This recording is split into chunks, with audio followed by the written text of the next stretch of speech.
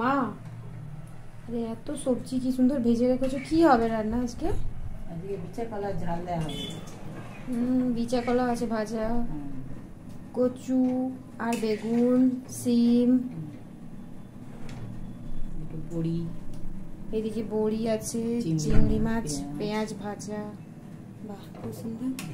আর এখানে তো আলু দিয়ে, এটা অ্যাকচুয়ালি ফোড়ন দিয়েই তরকারি, প্লেন তরকারি।